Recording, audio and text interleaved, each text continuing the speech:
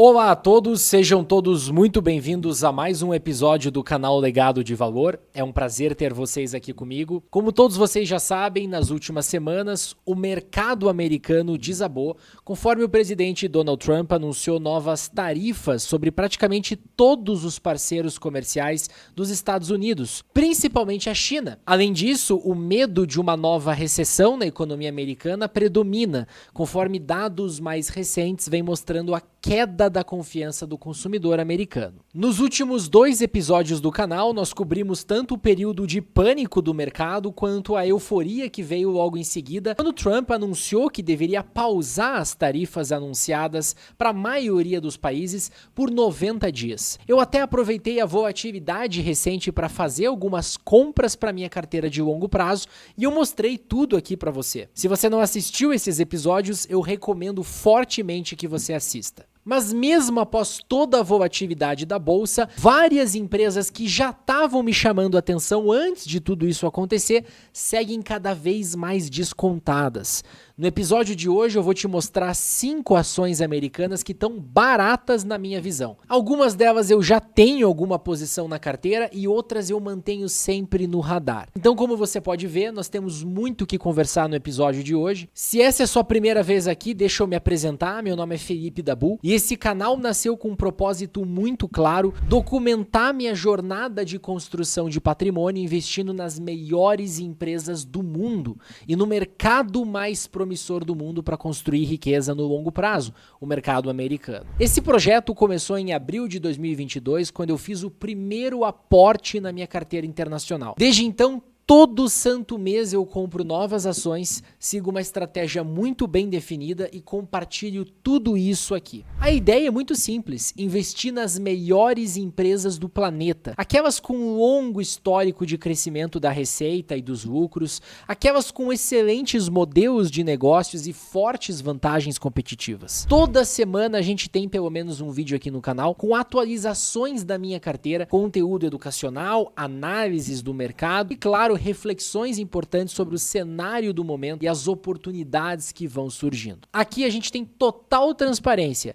Eu mostro tudo que eu tô comprando, cada movimento que eu faço no mercado. Para você acompanhar tudo isso de perto, já deixa teu like aqui embaixo, se inscreve no canal e ativa o sininho das notificações. E só para reforçar, nada aqui é feito no improviso. Tudo segue um plano, uma lógica bem estruturada e que tem um único objetivo: construir riqueza no longo prazo, investindo nas melhores empresas do mundo. E lá na frente, viver de um patrimônio e de uma renda passiva em dólar, em moeda forte. Se você quiser entender esse plano nos mínimos detalhes, eu gravei um mini curso completo aqui no canal. Foi a primeira série de vídeos que eu postei aqui no YouTube. Eu vou deixar um card aqui em cima e o link na descrição para você acessar. Muito bem, vamos para as análises e para isso eu vou usar a plataforma que eu e meu time desenvolvemos chamada Torino. Caso você também queira ter acesso, eu vou deixar um link na descrição com um cupom. A assinatura da plataforma é bem baratinha, ela custa menos de R$1 por dia e você ainda tem 7 dias para testar e se você não gostar, você não paga nada. Bom, a primeira empresa que na minha opinião está extremamente descontada é a Novo Nordisk. A Novo Nordisk, para quem não conhece, é uma das maiores indústrias farmacêuticas do mundo, mas ela atua num segmento muito específico, o segmento de doenças crônicas, principalmente diabetes e obesidade. Claro que a empresa tem outras fontes de receita também, tá? Mas essas fontes de receita vão ser muito menores, que são basicamente a venda de insulina. Ela detém mais de 40% da venda de insulina no planeta, tá? Ela também atua para tratamento de distúrbios do sistema endócrino, principalmente tratamento de reposição hormonal, e ela também atua na parte de hemofilia, tá bom? Doenças raras do sangue, que engloba hemofilia. E agora ela está começando a pisar no segmento de tratar doenças crônicas cardiovasculares. Olha só que interessante a Novo Nordisk, se a gente olha aqui para os fundamentos da empresa, por exemplo, a gente vê absolutamente tudo aquilo que a gente gosta, né? Eu vou colocar aqui, ó, dados trimestrais dos últimos 12 meses para você ver. Olha a evolução da receita dessa empresa. Olha como desde 2005, então estamos falando aí de 20 anos, a receita só cresce. E o crescimento passou a ficar cada vez mais acelerado dos últimos 3 anos para cá. Perceba, ó, nos últimos 10 anos a empresa cresceu 12,5% ao ano, tá? Em média, obviamente. Nos últimos 5 anos o crescimento já foi de 18%, nos últimos 2 anos o crescimento foi de 28% e nesse último ano o crescimento foi de 25%. Então é uma empresa que está crescendo num ritmo exorbitante. Como eu falei, boa parte dessa receita vem dos medicamentos chamados de GLP-1, que é para tratar obesidade e diabetes. Tá bom? Você tem aí a insulina, você tem a receita vindo das doenças hematológicas, das doenças endócrinas, mas hoje a empresa atua principalmente na parte de obesidade e diabetes, tá bom? Essas são as duas principais frentes e a venda de insulina, obviamente, mas você tem aqui boa parte da receita concentrada nessas duas doenças crônicas. Olha a evolução do lucro líquido, olha que maravilha esse lucro líquido. A gente olha, por exemplo, os últimos 20 anos e a gente não vê um trimestre sequer de prejuízo. Todos os trimestres são de lucro e o lucro só cresce, o lucro é cada vez maior. Também é uma empresa que estava dando algo em torno de 14% de crescimento ao ano nos últimos 10 anos, foi acelerando para 21%. 34% e 20% agora nesse último ano. Mas por que isso? Por que a receita explodiu, o lucro explodiu nesses últimos anos? Por conta dos tratamentos que a empresa trouxe em 2020, através do Ozempic e posteriormente o Wegovy, onde o principal composto é semaglutida, né, que é para tratar diabetes e obesidade. Agora, olha só que interessante, pessoal. Se a gente pegar aqui o valuation da Novo Nordisk, a gente vai perceber o seguinte. Hoje, a empresa tem um indicador preço-lucro exatamente igual ela tinha, por exemplo, em 2010 ou em 2018, ou aqui em 2015, 2016, 2017. Ela está nos mesmos níveis de valuation. O mesmo preço-lucro. Se você olha o rendimento do fluxo de caixa livre, e aqui é bom lembrar, quanto maior esse número, melhor, porque significa que a empresa está conseguindo entregar mais caixa para o acionista em cima do valor de mercado que ela possui. Então, se a gente olhar aqui, a gente vai ver que ela está basicamente com o mesmo Free Cash Flow Yield de 2015, tá? Valores muito parecidos. Na verdade, hoje, o Free Cash Flow Yield dela é maior do que em 2015. Em outras palavras, ela está mais barata que em 2015. Só que isso não faz sentido, porque, vamos lá, em 2015, a empresa estava crescendo aqui, ó, muito pouco. Tá vendo? A receita mudou muito pouco, ó. De 107 bilhões para 126 bilhões, vai. Um crescimento aí de 20% em 5 anos.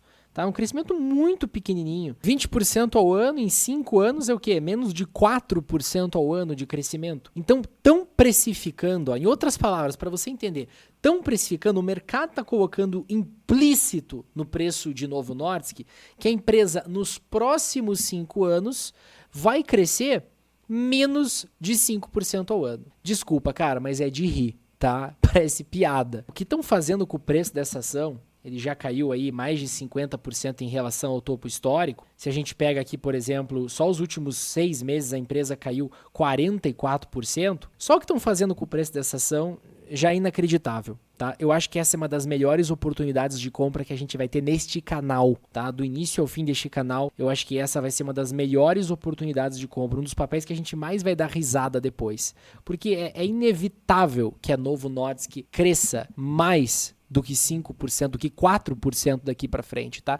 Na verdade, eu acho que esse crescimento que a gente está vendo de 20%, 25%, deve continuar, deve se perpetuar. Então, imagina quando o mercado começar a perceber que a empresa vai seguir crescendo nesse ritmo, o quanto ele não vai reprecificar e rapidamente o valor dessas ações. Ou você acha que por algum motivo o tratamento para diabetes e obesidade vai diminuir daqui para frente? Desculpa, mas eu não consigo acreditar nisso. Tem gente falando que essa queda toda é por conta das patentes do Ozempic, do Wegovy que vão vencer, mas calma lá, elas vão vencer em 2032, a gente está em 2025, ou seja, elas vão vencer daqui a 7 anos. Fora que a empresa ela reinveste absolutamente tudo que ela ganha em pesquisa e desenvolvimento. Ela é uma das empresas que mais investe em pesquisa e desenvolvimento no mundo, tá? Olha o quanto ela vinha investindo e olha como esse crescimento nos recursos que ela está alocando para pesquisa e desenvolvimento. Então, o modelo de negócio da empresa é esse.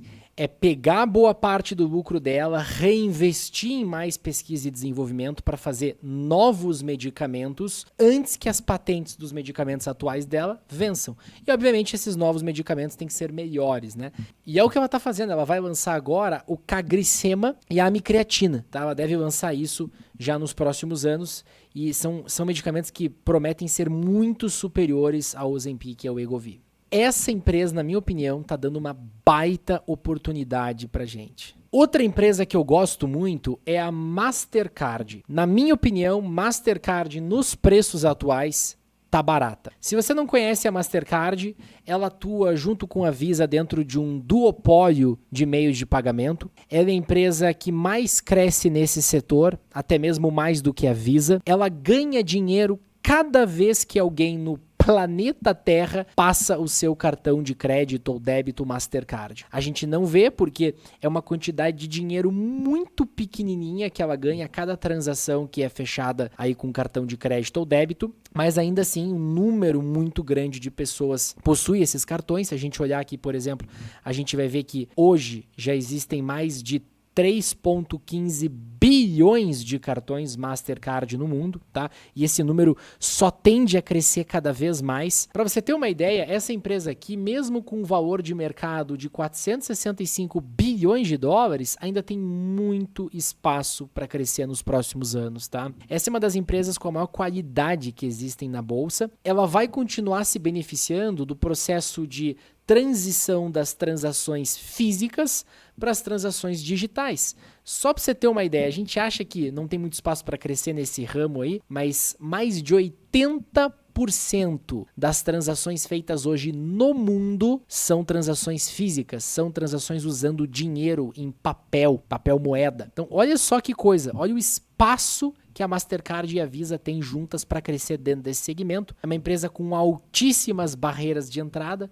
As métricas são assim perfeitas, tá? A gente vê um crescimento de receita brutal. O único momento em que a receita caiu foi durante a pandemia, mas foi uma queda aí de 2 trimestres, depois ela voltou a crescer num ritmo até mais acelerado, tá? Veja que essa empresa vinha crescendo 11,5% ao ano nos últimos 10 anos, agora ela está crescendo algo em torno aí de 12%, 12,5% nos últimos anos. Olha o lucro por ação, só cresce.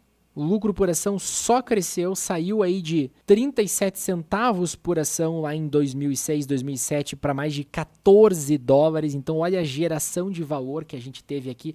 Chega a ser inacreditável, tá? Quando a gente olha, por exemplo, Mastercard dando um retorno de mais de 12.000%. Não chega nem a ser 20 anos, né? Nos últimos 18 anos. Parecia óbvio demais, mas geralmente as empresas com qualidade superior são investimentos óbvios demais, né? Se a gente pegar aqui, ó, a Verônica, que é a nossa inteligência artificial, a gente fez uma inteligência artificial e a gente treinou ela só para analisar ações igual a gente analisa aqui. Se a gente pegar aqui a Verônica e pedir para ela analisar a Mastercard, você vai ver que ela dá quase nota máxima para a Mastercard, tá? Para você ter uma ideia, eu rodei aí mais de 1.000 empresas no modelo da Verônica e, cara, nenhuma empresa tirou uma nota tão grande quanto a Mastercard, tá? Nota de 94 de 100, empresa excepcional para buy and hold, segundo a Verônica. O legal dessa IA é que ela analisa cada dimensão, então ela analisa a receita para você, ela analisa o lucro líquido para você, ela vai analisar o preço, o tamanho dos drawdowns em comparação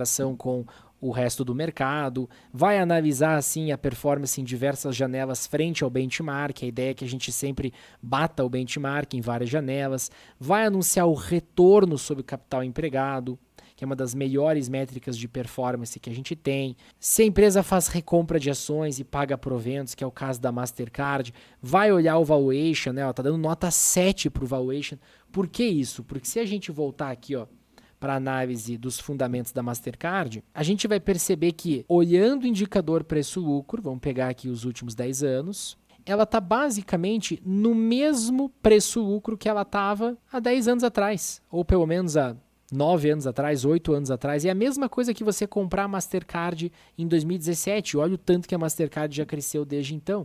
Então ela está num dos menores valuations aí dos últimos anos. Quando a gente olha o rendimento do fluxo de caixa livre, a gente vê que também é um dos maiores valores. É equivalente a gente comprar a empresa em 2016, 2017. Tá? Em comparação, por exemplo, com comprar a empresa em 2021 onde ela estava extremamente cara, ou até alguns meses atrás, onde ela estava 20% mais cara, esse é um bom momento para adicionar em Mastercard, na minha opinião. E o mais legal da receita de Mastercard é que o segmento que mais cresce são os serviços e soluções de valor agregado. Então, a Mastercard ela ganha através das transações que são feitas em cima da sua rede de cartões de crédito e débito, mas ela também ganha muito dinheiro vendendo serviços para as instituições financeiras de combate à fraude, por exemplo. É um segmento da empresa que tem margens muito altas, tá? Não é à toa que se a gente olhar aqui, ó, o ROCE, o retorno sobre o capital empregado, e a gente pegar, por exemplo, a base anual, que é a forma correta de analisar isso aqui, a gente vai ver que a Mastercard tem um ROCE de 55%. É um dos maiores ROCEs do mercado, tá? Nenhuma empresa é tão eficiente em alocar capital quanto a Mastercard. Em outras palavras, se você der 100 mil para a Mastercard no final do ano, a Mastercard te devolve 155 mil. Essa é a ideia do ROCE. O retorno que um negócio consegue gerar quando você emprega capital nele. Outra empresa que, na minha opinião, tá barata é a Amazon. A Amazon já estava barata 3, 4 meses atrás. Com essa queda do mercado ficou mais barata ainda, tá? Se a gente olhar, por exemplo, a performance dessa ação nos últimos 3 meses, a gente vai ver que ela caiu mais de 18%. Nos últimos 6 meses, acho que ela já caiu bem menos. Nos últimos 6 meses você pega aquela janela de alta da empresa até meados de fevereiro, mas a queda no total aqui já foi de mais de 20%, e você vê uma empresa dessa qualidade a este preço, é inacreditável, tá? A Amazon, só para você entender, ela não é uma empresa de e-commerce como todo mundo pensa. Ela já deixou de ser uma empresa de e-commerce há muito tempo atrás. Hoje a Amazon ela tem diversas fontes de receita, todas elas crescendo num ritmo absurdo. Sim, você tem as lojas online, né? Você tem tanto a Amazon atuando como primeira parte, ou seja, importando produtos e vendendo dentro do seu segmento de e-commerce, quanto terceiros vendendo dentro do marketplace da Amazon, né? Você tem também as lojas físicas, embora elas sejam responsáveis por uma porção ínfima da receita, mas o que eu quero mostrar aqui para você é que hoje o e-commerce ele cresce num ritmo muito menor do que outros segmentos dentro da empresa, como por exemplo a AWS, né? A AWS é o segmento de nuvem da Amazon. Então, a Amazon percebeu muito tempo atrás, já faz mais de 10 anos, que muitas empresas deveriam migrar do físico para o digital, ou seja, todas as informações que as empresas armazenavam em papel, né, em documentos físicos deveriam ser migrados para o digital, inclusive todos os sistemas das empresas deveriam estar dentro do meio digital. Então a Amazon foi pioneira em lançar os seus servidores para armazenamento em nuvem, né, computação acelerada, que agora está com tudo, com toda a questão da inteligência artificial. Hoje a AWS é líder e olha como ela cresce rápido. Em 2019 a gente tinha uma receita de 29 bi, agora em 2024 a receita já é de 177 bi, tá bom? Esse já é um mercado trilionário e a Amazon domina completamente esse segmento. Outro segmento de grande crescimento da Amazon são os serviços por assinatura. Então, através do Amazon Prime, que te dá direito lá à entrega grátis, a entrega mais rápida, que te dá direito ao Prime Video, ela conseguiu monetizar ainda mais essa base de clientes que ela tem. E agora ela está monetizando esses clientes de forma até mais acelerada com serviços por assinatura. Então, ela pegou o ecossistema que ela construiu, né? O e-commerce, o Prime Video, a Alexa, e ela vai monetizar isso através de anúncios, competindo com empresas como Google e Meta, que fazem isso há anos. É um segmento que vem crescendo de forma bem rápida. A Amazon é uma empresa que deve se beneficiar muito com inteligência artificial e robótica. Isso deve trazer uma melhora operacional gigantesca para a empresa, tá? A gente já consegue ver isso acontecendo na prática. Olha a margem operacional como só vem crescendo nos últimos 10 anos. Saiu lá de 2% para 12%. Tá, um crescimento de mais de 500%. A margem de lucro também saiu de 0,40%, 1% para os atuais 10%. Então, são melhoras operacionais gigantescas que nem começaram a acontecer ainda. Tá? Olha o crescimento no lucro dessa empresa e olha o crescimento na receita. Então, você comprar um ativo dessa qualidade nos preços atuais, e daí a gente está falando aí do menor valuation dos últimos 2 anos, por exemplo, na minha opinião é uma dádiva, tá? A gente poder comprar a Amazon no momento atual. A quarta empresa que eu tô de olho é a Alphabet, tá? A Alphabet é a empresa dona do Google, então muita gente chama de Google. Diferente do que você possa pensar, o Google também não é só uma empresa de pesquisa, embora sim, esse seja o forte dela, né? O Google é o maior monopólio digital já criado, tá? Ele representa mais de 90% do seu segmento de mercado, mas hoje a Alphabet já tem outras formas de receita, tá? Vamos lá. YouTube está crescendo num ritmo extremamente acelerado. Assinaturas, G Suites, YouTube Premium, esse tipo de coisa, também crescendo num ritmo bem acelerado. Ela basicamente incorporou a ideia da Amazon de monetizar cada vez mais a sua base, né? Isso inclui aqui a receita da rede de parceiros. Google Cloud seria o equivalente ao AWS do Google, tá? Ela vem crescendo muito rápido, já está em terceiro lugar na liderança global, atrás só da Mastercard e da AWS que eu acabei de mostrar. Então o Google está se tornando cada vez menos uma empresa de pesquisa, anúncios com pesquisa, e se tornando cada vez mais uma empresa diversificada igual a Amazon. E agora, né, o Google está começando os primeiros testes com o Waymo, o carro autônomo. E por incrível que pareça, ele está na frente de todos os concorrentes, né? Ele está na frente da Tesla, está na frente da Uber, está na frente da GM, está na frente da própria Amazon, que também tem o seu projeto piloto de carro autônomo. Hoje o Waymo já está fazendo mais de 225 mil viagens por semana dentro dos Estados Unidos. Então, esse pode ser um braço do Google que vem a crescer bastante. Eu, quando fui para lá, em agosto do ano passado, eu pude experimentar o Waymo e eu achei incrível, achei alucinante a experiência. E segundo a Verônica, o Google também se enquadra como uma empresa muito boa para a gente fazer buy and hold, tá? Ele tem aquela curva de crescimento de receita que a gente está buscando, praticamente perfeitamente linear. Lucro também, só cresceu, a gente não teve nenhum trimestre sequer de prejuízo. O preço vem crescendo muito acima da média do mercado, com recuos muito menores do que o mercado. Então, é uma empresa realmente acima da curva, né? Tem um ROCE acima de 24%, que é quase 3 vezes a média do mercado. Recompra ações, paga proventos, sem contar que a empresa está com um valuation extremamente atrativo, né? A gente está falando do menor indicador preço-lucro dos últimos 10 anos, então você está comprando o Google mais barato do que você comprava em 2015, em 2016, em 2017, em 2018, em 2020, na crise do coronavírus. Se você olha o rendimento do fluxo de caixa livre, de novo, quanto maior, melhor. Ele está voltando basicamente para o mesmo patamar lá de 2022. Então, o Google está se tornando uma oportunidade bem interessante. Você comprar a Google agora, nesse valor que ela está, é a mesma coisa que você comprar lá no crash do Covid.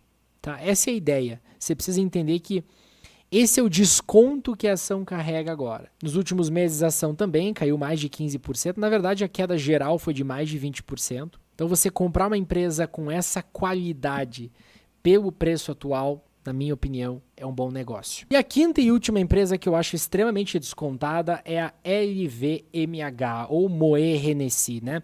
Essa empresa é simplesmente o maior conglomerado de luxo do mundo. Ela é dona de dezenas, se não já uma centena de marcas de luxo.